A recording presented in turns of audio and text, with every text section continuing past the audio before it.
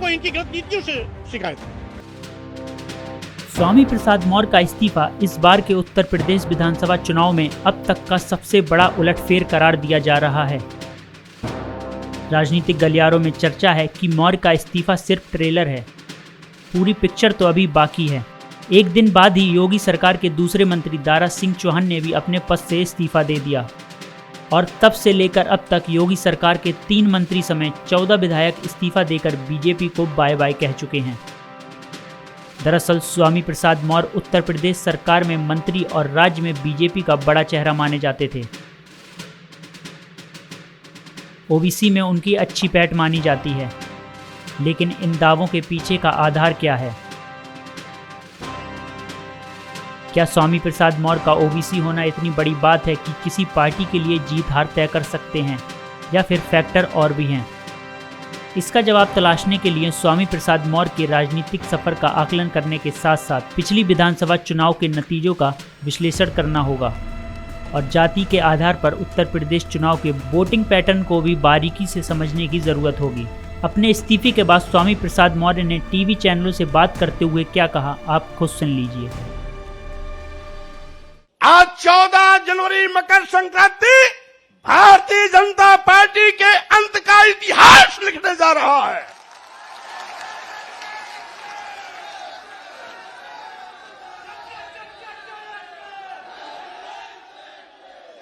आज भारतीय जनता पार्टी के वो बड़े बड़े नेता जो कुंभकर्णी सो रहे थे,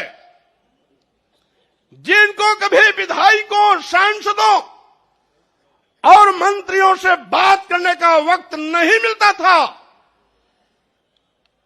हम लोगों के इस्तीफा देने के बाद उनकी नींद हराम हो गई है, नींद ही नहीं आ रही है।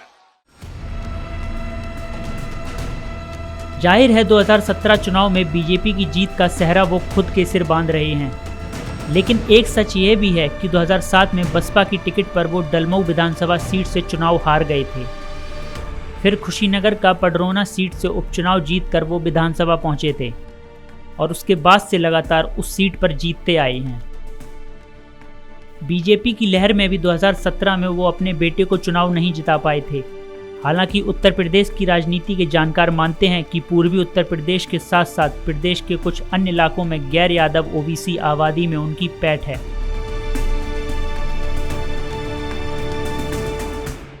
सरकार बनावे दलित और पिछड़े और मलाई खावे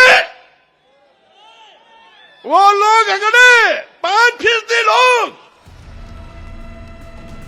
मीडिया में चल रही खबरों की अगर बात करें तो बेटे के टिकट को लेकर ही बीजेपी से उनकी बात इस बार नहीं बनी और फिर बीजेपी से अलग होने का रास्ता तय कर लिया। राजनीतिक विश्लेषकों की माने 2014 और 2019 के लोकसभा चुनाव और 2017 के उत्तर प्रदेश विधानसभा चुनाव में बीजेपी की जीत के पीछे सवर्णों के साथ साथ नॉन डोमिनेंट यानी कि लोअर ओबीसी बहुत बड़ा कारण रहे हैं। एक अनुमान के मुताबिक उत्तर प्रदेश में ओबीसी वोट 35% है, जिसमें डोमिनेंट यादव ओबीसी 10% के आसपास हैं। बीजेपी के निशाने पर बाकी के 25% नॉन डोमिनेंट ओबीसी हैं।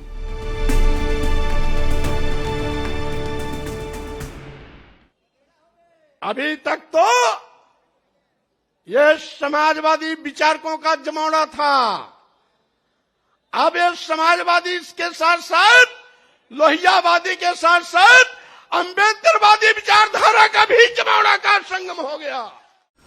आंकड़ों की बात करें तो साल 2009 से पहले तक बीजेपी के पास 20 से 22% ओबीसी वोटर थे।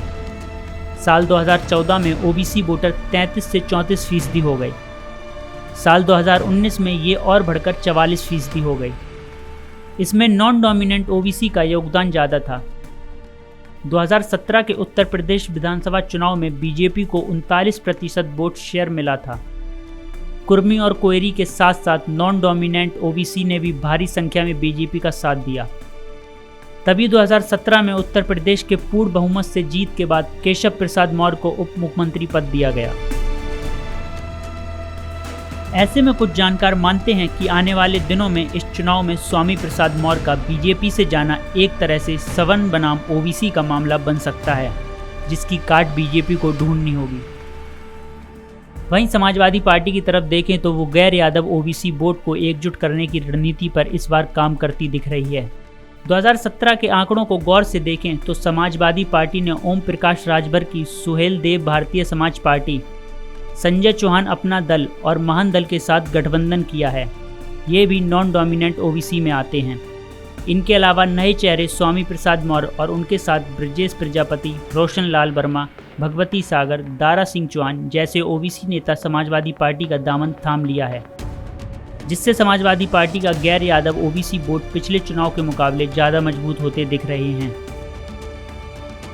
अब देखना होगा कि 10 मार्च को उत्तर प्रदेश की जनता किसे चुनती है और किसे विपक्ष में बैठने का मौका देती है। Bureau report, Ojang times.